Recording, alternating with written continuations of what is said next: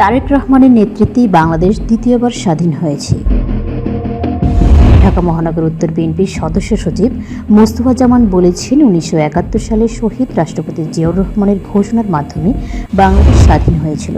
2024 সালে বিএনপির ভারপ্রাপ্ত চেয়ারম্যান তারেক রহমানের নেতৃত্বে ছাত্র জনতার গণ আন্দোলনের মাধ্যমে স্বৈরাচার শেখ হাসিনার পতন ও বাংলাদেশ দ্বিতীয়বার স্বাধীন হয়েছে। শনিবার ঢাকার তোরাগে রাজাবাড়ী ঈদগাহ মাঠে শ্রমিক দল আয়োজিত সন্ত্রাস, নৈরাজ্য, চাঁদাবাজি ও মাদকের বিরুদ্ধে সমাবেশে প্রধান অতিথির বক্তব্যে এসব কথা বলেন তিনি। মোস্তফা জামান বলেন, তারেক রহমানের নির্দেশে বিএনপি সন্ত্রাস, নৈরাজ্য, চাঁদাবাজি ও মাদকের বিরুদ্ধে কাজ করছে। কোনো অবস্থাতেই দেশে বিশৃঙ্খলাকারীদের জায়গা হবে না। সন্ত্রাস, নৈরাজ্যের সঙ্গে জড়িত লোকদের চিহ্নিত করে আইনের হাতে তুলে দিতে হবে। Desk report, Oishi Bangla.